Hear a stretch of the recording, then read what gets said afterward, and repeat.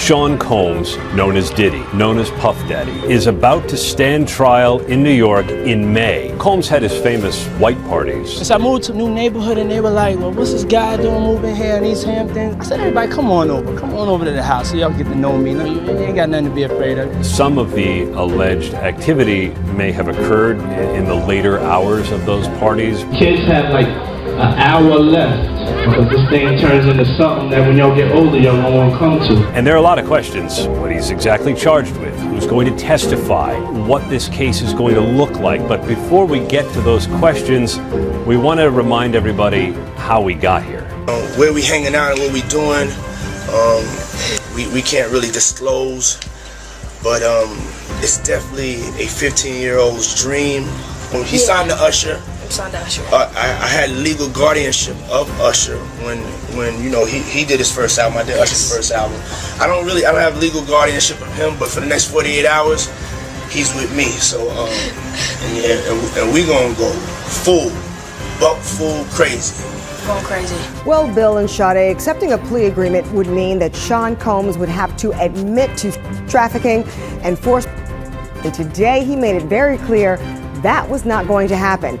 Diddy maintained all along these encounters involved consenting adults and plans to take his chances that a jury agrees. At trial, Combs will ditch the jail garb and wear ordinary clothes. As his lawyers argue, the evidence shows consenting adults being intimate. Back up a little bit. How can you support your father? How do you support him moving forward?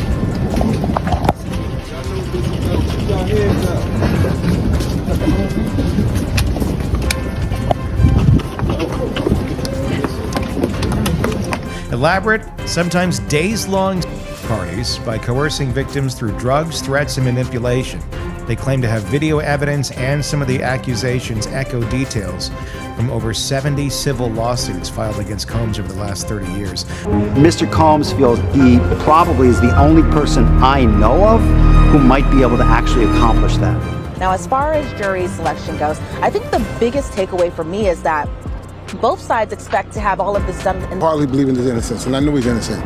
So you think you know he's innocent? 1,000%. She did, and when the judge did, Diddy, who was sitting at the defense table with his attorneys, did not show any signs of emotion. He took a sip of water before he was led out of the courtroom by the U.S. Marshals. Now, his lawyers have vowed to fight this. They are going to be back in court on Wednesday before the judge who will oversee this trial and try to get Diddy to be released. Major developments tonight involving the case against Sean Diddy Combs, what he decided in court today, and what this now means, the move coming just 4 days before his trial is set to begin. Here's Aaron Katursky. Tonight, Sean Combs makes it official. He's rejecting the government's offer to plead guilty and spare himself the possibility of a prolonged term in prison. When asked if he turned down the offer, Combs answered, "Yes, I do, Your Honor," as he stood in a bag. Would you be open to a plea bargain? Well, it's not up to me. It's up to Mr. Combs, and I don't see it happening. Why? Because he believes he's innocent.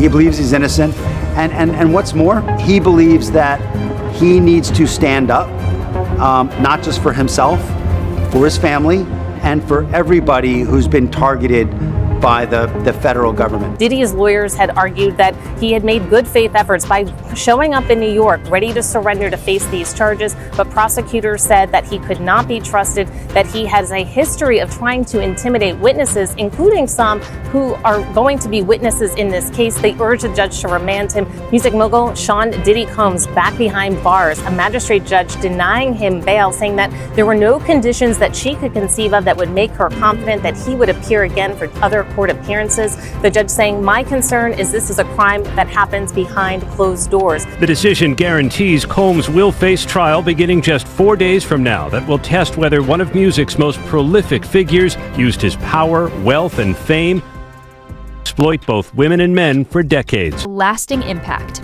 The sudden appearance of authenticated footage featuring a globally recognized artist has underscored the growing influence of personal digital records in corporate and legal arenas. Experts predict a shift in event contracting norms, with new clauses ensuring third-party documentation rights and mandatory data retention standards, once considered optional, now fast becoming industry requirements.